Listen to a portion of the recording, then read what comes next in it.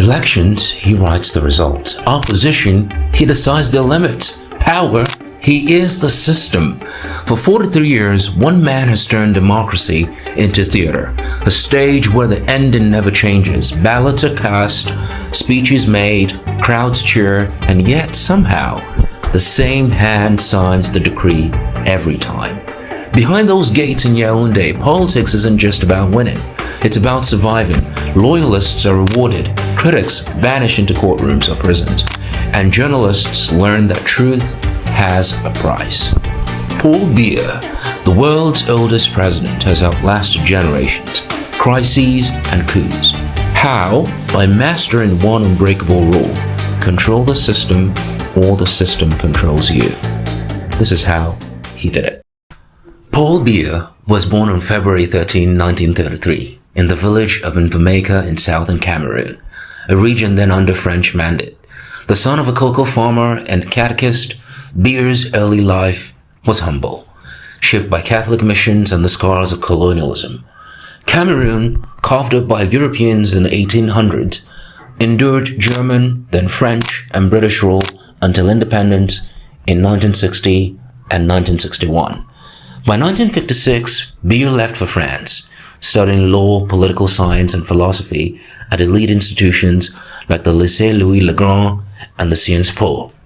Returning in 1961, he entered the civil service under Cameroon's first president, Amadou Ahidjo, a northerner who unified the French and English-speaking territories in a federal republic in 1961, later centralizing power. Biya, an ethnic Bedi from the south, was an outsider in Ahidjo's northern-dominated circle, yet his intellect and discretion propelled him upward. In 1968, at 35, he became Minister Secretary General at the presidency, a shadowy role overseeing the bureaucracy. By 1970, he was Director of the Cabinet, and in 1972, Minister of State for Education. Ahidjo, grooming a successor to balance regional tensions, appointed Biya Prime Minister in 1975, the first Southerner in that post. On November 4, 1982, Ahidjo abruptly resigned for health reasons, thrusting Biya into the presidency 2 days later. At 49, Biya inherited a one-party state under Ahidjo's Cameroonian National Union. He promised liberalization, multi-party politics, press freedom, and economic reform. Crowds cheered in Yaoundé, but this honeymoon was only short-lived.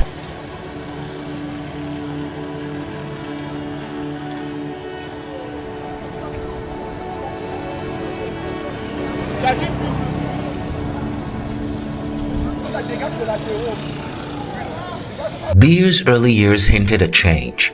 In 1983, he renamed the ruling party the Cameroon People's Democratic Movement and allowed limited opposition. But shadows loomed. In 1984, Ahidjo attempted a coup, accusing Biya of paranoia. The plot failed. Ahidjo was tried in absentia and sentenced to death. Hundreds were arrested, tortured, or executed.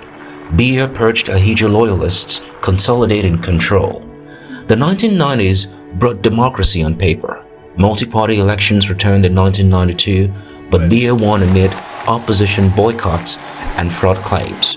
He secured 60% in a runoff against John Fru Indi, leader of the Social Democratic Front. Violence marred the vote. Security forces fired on protesters in Bamenda, killing dozens. Biya's playbook emerged: rig the system. In 1996, he amended the constitution to remove term limits. The 2004 referendum extended his mandate to 7 years, renewable indefinitely. Elections became rituals. In 2004, he took 70% of the vote. In 2011, 78%. In 2018, 71%. All boycotted or contested by opposition.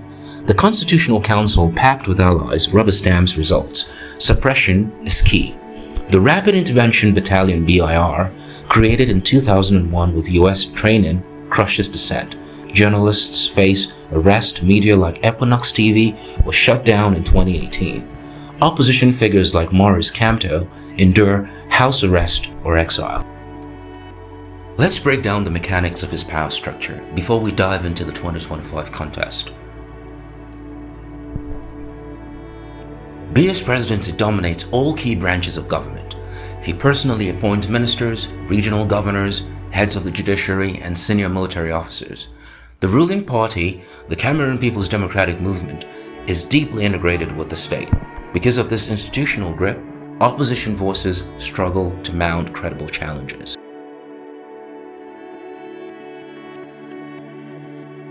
Biya's control is enforced by powerful patron-client networks. Government contracts, state jobs, regional representation, these are allocated to allies, which keeps influential actors aligned. Those outside the inner circle are marginalized. It's a system of reward and exclusion, which stabilizes his rule. To stay in power, Biya controls the military, gendarmerie, and presidential guard, not just as patriotic forces, but as instruments of regime security. In regions with unrest, for example, the English-speaking Northwest and Southwest, security operations often suppress dissent. Tough control of information and public space means fewer genuine challenges. State media project Biya as the father figure of the nation, the guarantor of stability. Meanwhile, independent media face legal constraints, harassment, or shutdown. During the election period, internet blackouts or restrictions have been documented. In other words, control the story and you control the landscape. And for journalists, the price of speaking truth can be deadly. In January 2023, Martinez Zogo, a popular radio journalist known for exposing high-level corruption, was abducted, tortured, and murdered. His mutilated body was found days later, sparking national outrage. Many Cameroonians saw it as a chilling warning. Even the voice behind a microphone is not safe when it challenges the system. Zogo's killing became a symbol of the fear that underpins Biya's rule, where silence is survival. Opposition parties exist, but they're divided, suffer from resource constraints, and face legal political hurdles. In the 2025 election, the main challenger was Issa Chiroma Bakary, a former government spokesman who broke with Biya. But the fragmented field and state control of institutions meant the challenge had an uphill battle. On October 12, 2025, Cameroon held a presidential election in which Biya sought an 8th term in office. The official result, Paul Biya declared winner with 53.66% of the vote. Issa Chiroma came second with 35.19%. Voter turnout was around 57.7%. Chiroma claimed victory early via social media and rejected the official result, alleging fraud and manipulation. The announcement triggered protests in cities like Douala and Garoua. At least 4 people were killed in clashes between security forces and demonstrators. Some Western embassies reportedly boycotted the result announcement ceremony, signaling diplomatic unease. The 2025 election underscores how Biya's system works. By controlling electoral institutions, he ensures a favorable outcome. By dividing the opposition, he avoids a single strong challenger. By deploying security forces and restricting protests, he contains dissent. By winning officially 53%, he claims legitimacy, and yet the margin also suggests growing discontent. In effect, the mechanisms of control remain intact. The election did not fundamentally alter the balance of power. What of the people? Under Biya, Cameroon bleeds. Human rights abuses are rampant. Arbitrary killings, torture, and forced disappearances. Amnesty International documents security forces' extrajudicial executions in the Anglophone regions. Freedom of expression crushed. Bloggers jailed. Protests banned. The Anglophone crisis epitomizes this draconian rule. Since 2016, English speakers in the Northwest and Southwest, 20% of the population, protest marginalization in a French-dominated system. What began as lawyer strikes over common law erosion exploded into secessionist war. Separatists declare Ambazonia. Biya deploys the BIR, accused of village burn-ins and mass rapes. Over 6,000 dead, 700,000 displaced. Schools shuttered, Biya's national dialogue in 2019 a farce, boycotted by separatists. In 2023, he rejected African mediation. Today, the crisis festers, fueling election violence. Economically, there are unfulfilled promises. Oil-rich Cameroon should be thriving, yet GDP per capita stagnates at $1,500. Debt has ballooned to 50% of GDP, and inflation has hit 7%. Biya's family amasses billions while 40% live in poverty. Industries are paralyzed and youth unemployment has soared to 13%. As one analyst notes, Biya's rule turned post-colonial stability into protracted crisis. Socially, division deepens. Biya's elite pact, north on military, south on bureaucrats, breeds resentment. Women and youth vital to protest bear the brunt. Arbitrary detentions, gender-based violence in conflict zones. 4 in 10 Cameroonians have only known Biya, a generation raised on promises delivered despair. For citizens, the reign of one leader over decades means limited opportunities for renewal, reform, or generational change. Many young Cameroonians feel the system is closed off.